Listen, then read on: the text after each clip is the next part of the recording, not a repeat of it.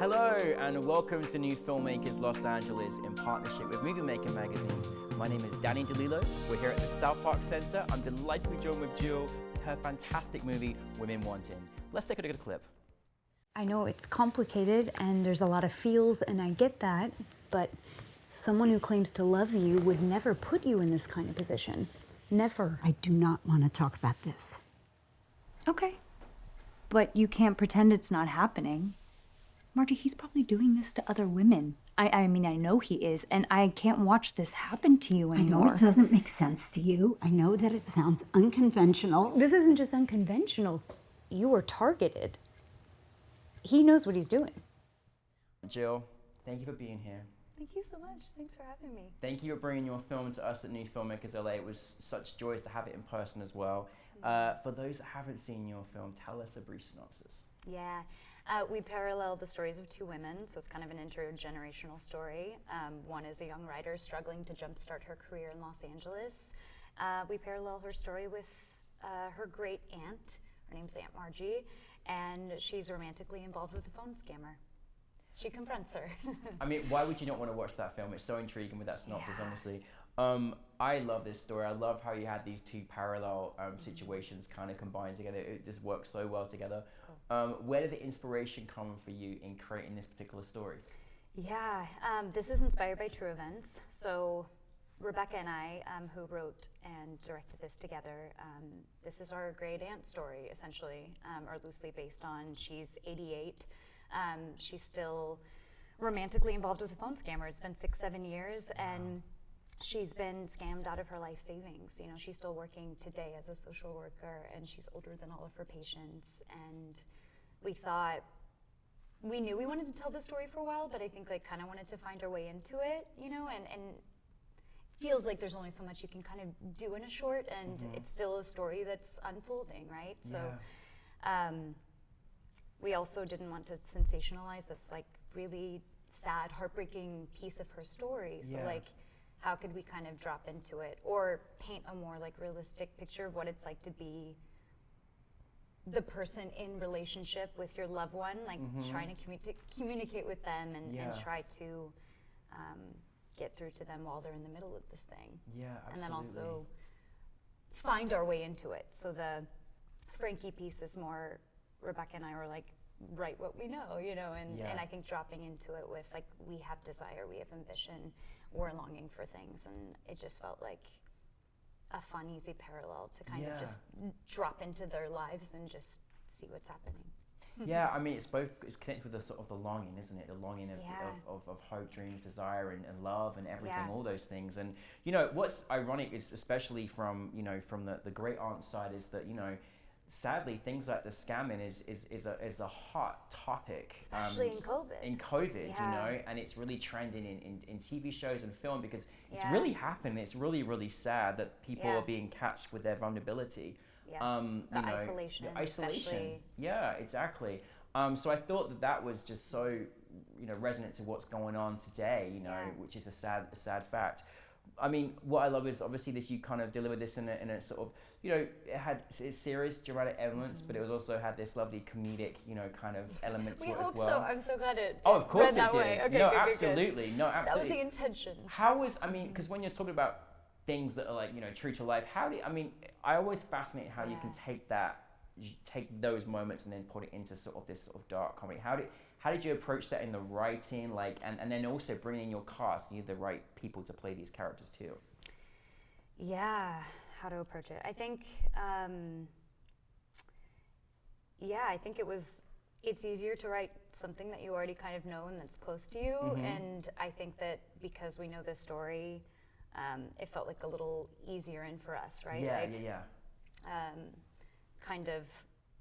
As we're finding our voice as filmmakers, I think we were let's drop in a way that feels really good and gives you a glimpse of this messy middle place, I think. That's kind of, especially for Frankie, this young writer that we're kind of following, that it's 90%, we were talking about this, 90% of life is that waking up and staring at the ceiling, or eating gummy bears alone on your bed when no one's watching, with a face mask that's dripping, as you're, it's just, I think we were oh, this feels a lot more like life and we wanted to kind of give a glimpse, more like a drop into that. You know, I think that we romanticize the success, the being on the other side of like the longing, like right, like what you're longing for. Yeah.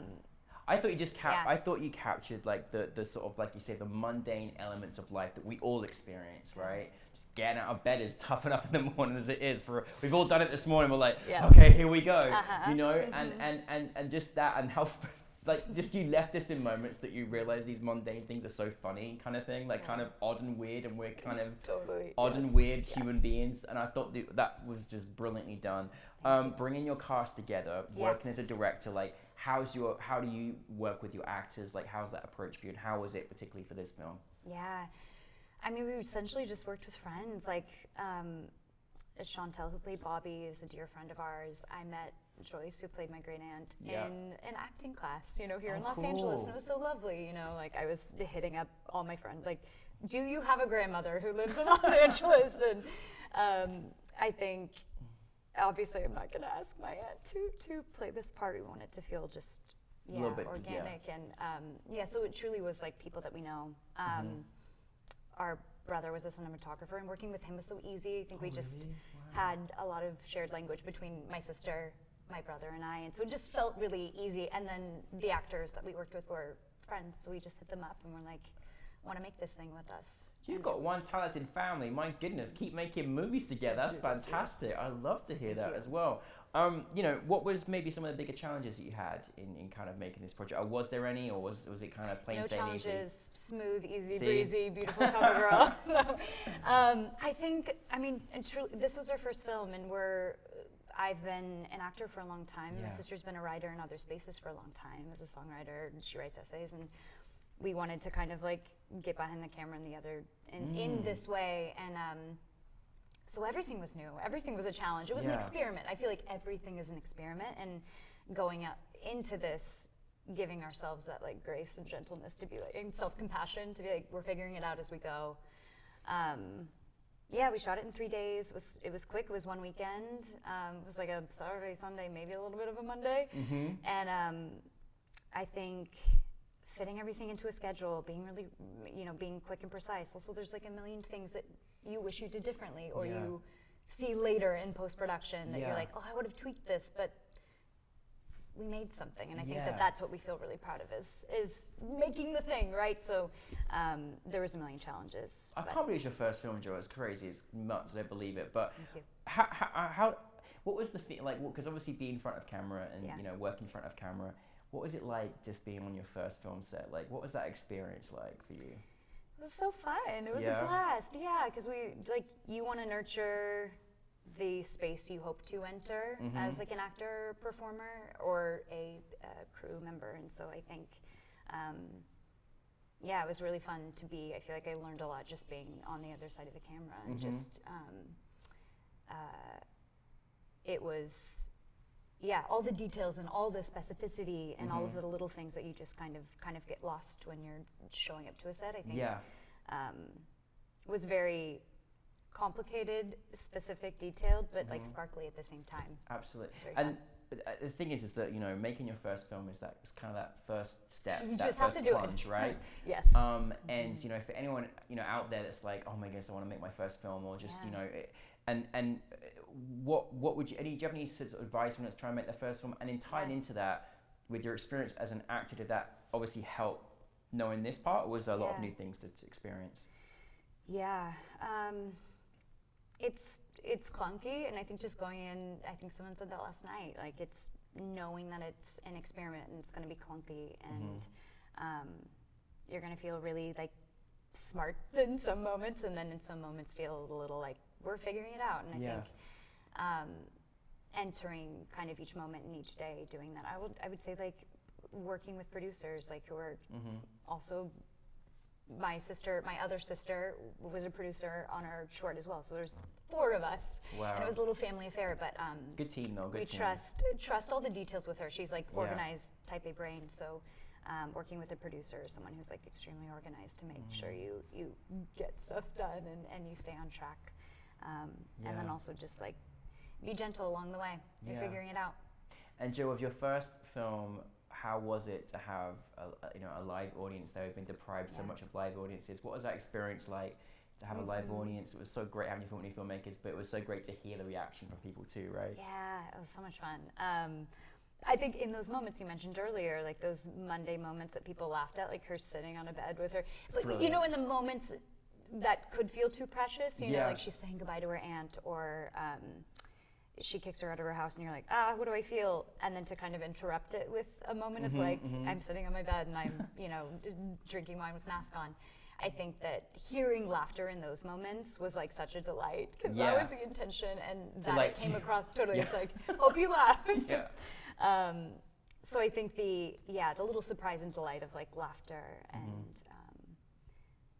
hearing how people experienced it. It's just like, it was special and unique because everything's been virtual the last year. Goodness, all the festivals, so it's been really lovely. Oh, good. Yeah. Well, what is next now? What's next on the horizon, Jill? My sister and I want to keep collaborating and writing. I think this was really like fun and energizing to us. So I think we're interested in writing for television, but we also have quite a few feature ideas. We're always like dreaming and scheming. So we're in like early draft stages of a feature, and we'll come to you. I hope so, please. We'll come to you once that comes together. But we're it's very like early stages, but we're pumped and we're writing together. Thank you. Well, thank you to you, your sister, your brother, the whole talented family, all your cast and crew. Too many of us. Too many of you, but it's wonderful. But thank you so much for bringing your film to us, and we're so excited. We're going to see much more of your work, so thank you very much. Thanks so much for having us. Thank you, It's Joe, been a everybody. delight. Thank you, Women Wanting.